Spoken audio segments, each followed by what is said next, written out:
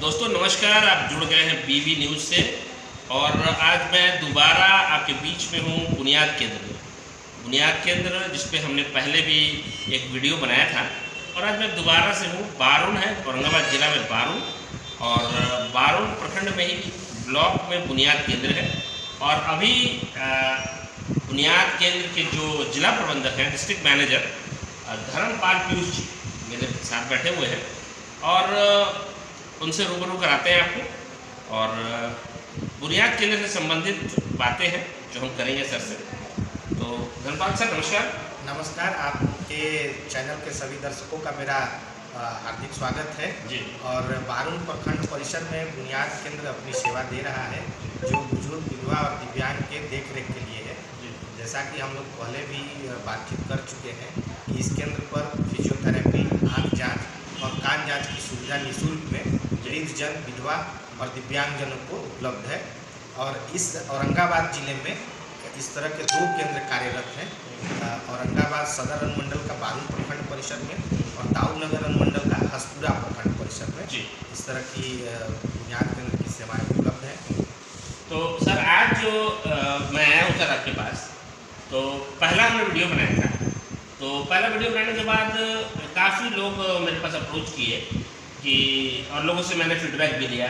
लोगों का कहना था कि सर जानकारी जो है, प्रॉपर जानकारी हम लोगों को नहीं है। कई लोगों को मैंने बताया, मैंने सजेस्ट किया कि आप जाइए बुनियाद केंद्र में, वहाँ पे आपका दिव्यांगता से संबंधित, आँख से संबंधित, कान से संबंधित, फिजियोथेरेपी से संबंधित कई चीज़ें ऐसी हैं जो आपको निःशुल्क सरकार दे रही है। तो लोगों का कहना है कि नहीं सर, हमको जानकारी ही नहीं है डिस्ट्रिक्ट में कहाँ पे है। ठीक है, एक कारण हो सकता है कि ये औरंगाबाद जिला में नहीं है और औरंगाबाद से 23-24 किलोमीटर दूर प्रखंड बारून में अवस्थित है। तो ये तो सर ठीक है, एक कारण मुझे समझ में आता है कि इसको जिला में होना चाहिए, पर ये एक कारण सब निकल के आ रहा है। तो उस पर ही मैंने सोचा कि आज आपसे बात किया जाए कि आखिर क्या ऐसा प्रमुख कारण है लोगों तक बात नहीं पहुँच रही है। कई लोग हमसे अप्रोच किए और मैंने भी फीडबैक दिया पर्सनली। देखिए, इसके कई एस्पेक्ट्स हो सकते हैं कि लोगों को जानकारी न हो।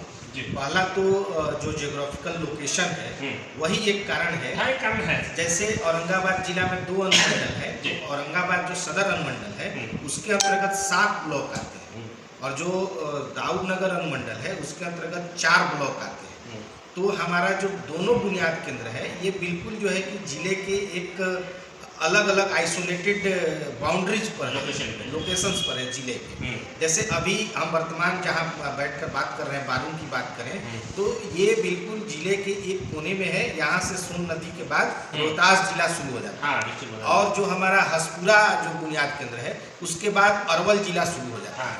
तो ये दोनों ही लोकेशन जो है जियोग्राफिकली आइसोलेटेड लोकेटेड है। एक तो इनका जियोग्राफिकल कंडीशन की बात हो गई, और दूसरी जो है कि जैसे औरंगाबाद अनुमंडल में रफ़ीगंज ब्लॉक भी आता है, मदनपुर ब्लॉक भी आता है, कुटुंबा, देव, नबीनगर, औरंगाबाद, बारून ब्लॉक आते हैं। तो एडमिनिस्ट्रेटिव जो बाउंड्रीज है उसके तहत ये औरंगाबाद अनुमंडल के 7 ब्लॉक के लाभार्थी इस केंद्र पर आ सकते हैं। और जो बाकी के 4 ब्लॉक हैं, ओबरा, दाऊद नगर, गोह और हसपुरा, उसके लाभार्थी हसपुरा बुनियाद केंद्र पर जाकर अपनी सेवाएं ले सकते हैं।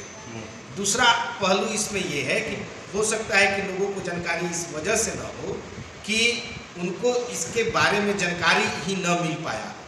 उसके लिए हम लोग की जो बुनियाद संजीवनी सेवा है उसके माध्यम से जो है हम लोग इसका प्रचार प्रसार कराते हैं। जैसे 11 ब्लॉक हो गए इस जिले में, 2 अनुमंडलों में, उसी तरह करीब करीब 200 के आसपास पंचायत।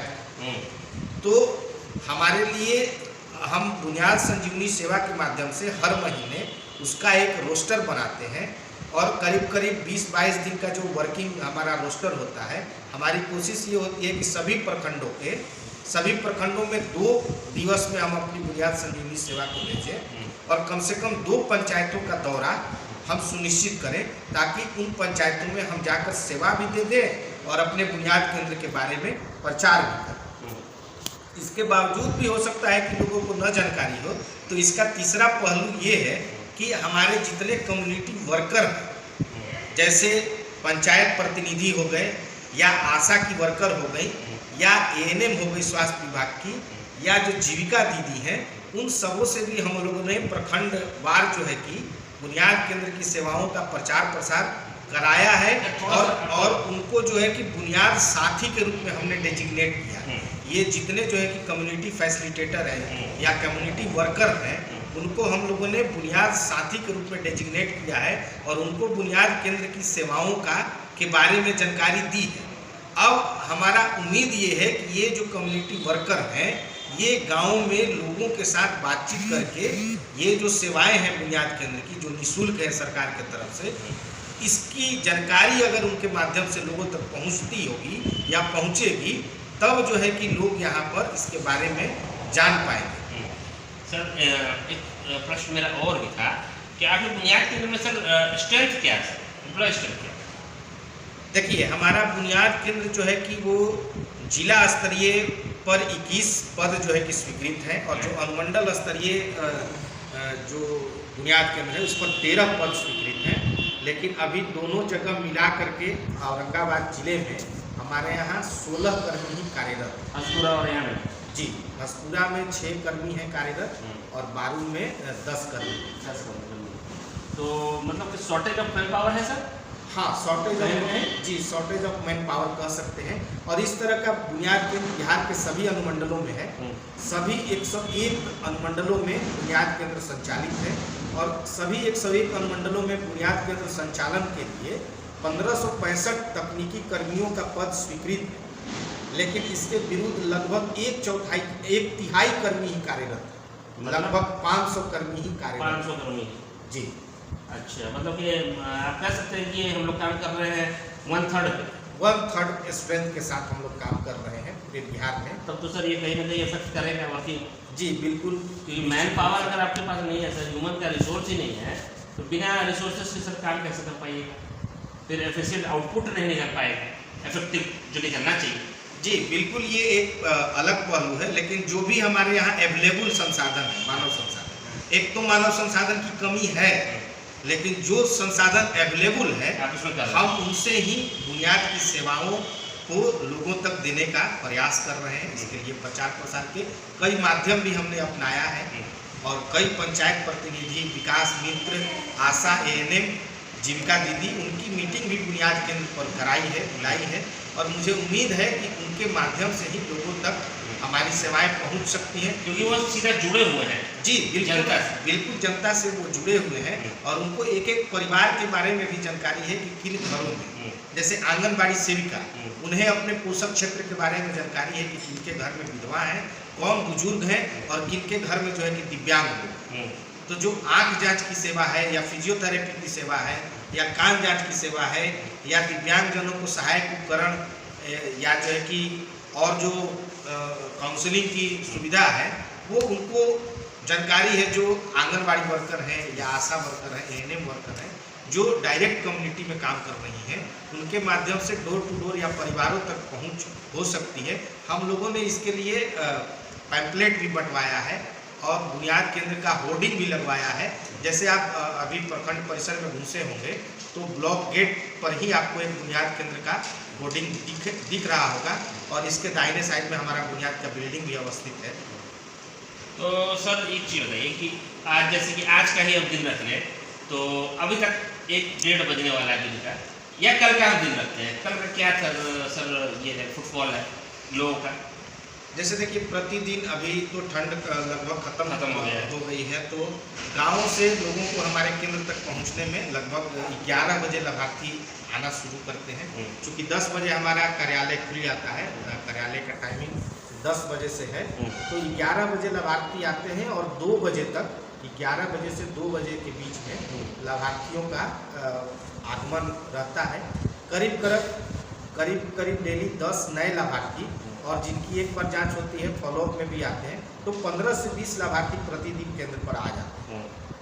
अच्छा, तो और सर कुछ समस्याएं अगर है आपके बुनियाद केंद्र में तो उसको प्रकाश अगर डालना चाहेंगे तो आप बताइए। इसके अपार्ट देखिए, कुछ ऐसे पर्टिकुलर कुछ समस्या तो केंद्र पर नहीं है, लेकिन जितने बुनियाद कर्मी हैं पूरे बिहार में, 101 बुनियाद केंद्र के 1565 स्वीकृत पद के अगेंस्ट 500 ही लगभग एक तो मैन पावर तकनीकी कर्मी मैन कार्यरत, पावर का शॉर्टेज समस्या है, बड़ा समस्या और ये मैन पावर जो है ये आउटसोर्स एजेंसी के द्वारा मैनेज्ड है। है। अच्छा, और आउटसोर्स एजेंसी के द्वारा इनको बहुत कम, मतलब या अल्प वेतन आप कह सकते हैं कि अल्प वेतन पर इनको कार्यरत रखा गया है, और वो भी इनके वेतन का भुगतान नियमित रूप से नहीं हो पाता है।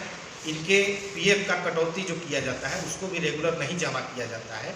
और विगत 5 वर्षों से शुरुआत से ही बुनियाद केंद्र के जो भी कर्मी यहाँ कार्यरत हैं उनको किसी भी तरह का इंक्रीमेंट अभी तक नहीं मिला है।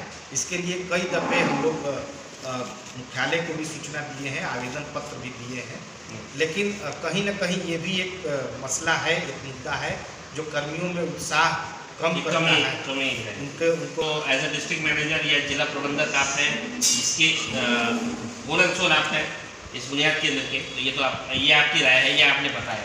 तो सर मैं जानकारी से प्राप्त करना चाहूँगा, ज़मीनी स्तर में जो आदमी वहाँ काम कर रहा है, मैं उससे जानना चाहूँगा। आप नीचे हमारे तकनीकी, आप अगर आदेश देंगे तो मैं उनसे मिलूँगा। जी, आप नीचे हमारे यूनिट में जो भी तकनीकी कर्मी कार्यरत हैं आप उनसे बात कर सकते हैं। हाँ, तो ज़्यादा मुझे लगता है कि ज़्यादा उचित होगा कि जी बिल्कुल, उनसे बात किया वो जाए। अपनी स्थिति के बारे में ज़्यादा अच्छा बता पाए। आपको अवगत करा सकते हैं। ये तो आपने बात रखी है, क्योंकि जाहिर सी बात है जी, whole and sole responsibility lies with you. कहीं ना कहीं तो सब चीज़ आना, बात तो होना हाथ पे, पर फिर भी मैं चाहता हूँ कि जो लोग हैं, मैं जितनी बातें आपको बता रहा हूँ इन सभी बातों की जानकारी हमारे मुख्यालय को भी है और इसकी जानकारी दी जाती है, लेकिन तब भी अगर आप चाहते हैं कर्मियों से बात करना तो आप नीचे कर्मियों से बात कर सकते हैं। मैं चाहता था सर कि एक बार बात कर लें।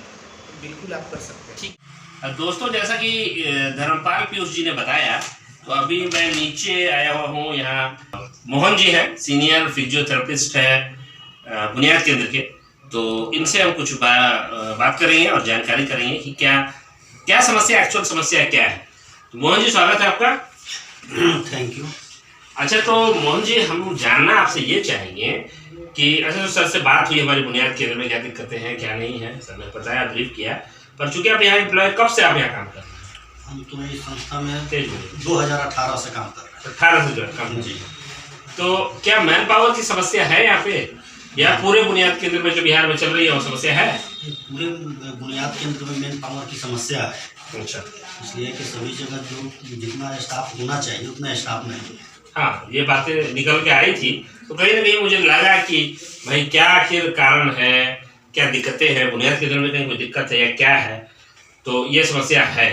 और क्या समस्या है जो आप शेयर करना चाहते हैं? ना, और समस्या ये है कि हम लोग का रेगुलर जो है पेमेंट नहीं मिल रहा है। पे आउट आपको समय से नहीं मिलता है? नहीं, अच्छा, तो क्या डिले हो रहा है? डिले हो रहा है। उसकी वजह से हम लोग को समस्या ये होता है कि रूम रेंट नहीं दे पा रहे हैं, बाहर में रह रहे हैं, तो टोटल जो खर्चा जो है बियर करने में बिल्कुल प्रॉब्लम होता है। हाँ, वो तो है, वो समस्या है। तो ये पे आउट कितने महीने का डिले पे आउट चल रहा है? नहीं, अभी तक तो हम लोग का जनवरी का नहीं मिला है, दिसंबर तक मिला है, दिसंबर तक मिला है। और मार्च, हम लोग आज 2 मार्च हाँ, में 2 बैठे मार्च हैं। होली भी सर पे आ गया है। आ गया है। अच्छा, तो अभी मतलब ये पे आउट की समस्या है।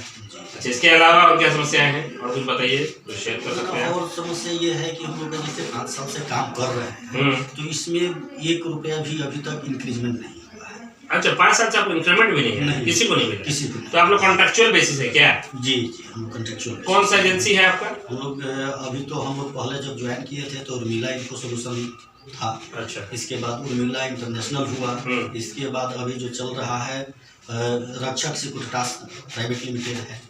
इसके थ्रू हम काम कर रहे हैं। यानी ये third party agency, government agency, government के थ्रू डायरेक्टली नहीं है, ये आउटसोर्स एजेंसी है। जी, अच्छा, उस पर आप लोग काम कर रहे हैं। जी, उसमें काम कर रहे हैं। और उसमें सैलरी वाले का भी इशू चल रहा है, डिले सैलरी है। सैलरी है। अच्छा, और पीएफ आप लोग करता हुआ है? पीएफ करता है तो भी अभी जून 2022 तक अपडेट है। अच्छा, पीएफ भी जमा नहीं है? 2022 तक, 22 जून तक नहीं जमा हुआ है, जून तक उसके बाद बाकी। तो ये सारी समस्याएं हैं। ये सब समस्या ये समस्या तो कहीं ना कहीं कार्य क्षमता को जरूर कहीं ना कहीं उस पर असर करती है, ऐसी बात नहीं है। आपकी जो जिला प्रबंधक है उनसे बात हुई थी, उन्होंने बताया कि हमने समाज कल्याण विभाग को लिख के भी दिया हुआ है, इंटीमेट भी किया हुआ है। पर खैर, मैं सरकार से भी कहना चाहूँगा कि ये जो समस्याएं हैं, कहीं ना कहीं इससे कार्य क्षमता पर असर तो जरूर पड़ता है। तो इस पर ध्यान देने की भी आवश्यकता है। हमारा काम है दिखाना कि क्या समस्याएं हैं, और बाहर से बुनियाद केंद्र बहुत अच्छा दिखता है, पर मुझे नहीं लगता, अंदर से काफ़ी खोखला है और काफ़ी लैगिंग्स भी हैं इसमें। तो इस पर ध्यान देने की, जो कंसर्न विभाग है उसको ध्यान देने की आवश्यकता है। तो खैर हम तो यही कहेंगे मोहन जी की काम तो आप लोग उत्कृष्ट काम कर रहे हैं, अपना सेवा दे ही रहे हैं, इसमें कोई शक की बात नहीं है। काम तो हमेशा, जब भी पिछले बार भी आए थे तो आप लोग काम कर ही रहे थे।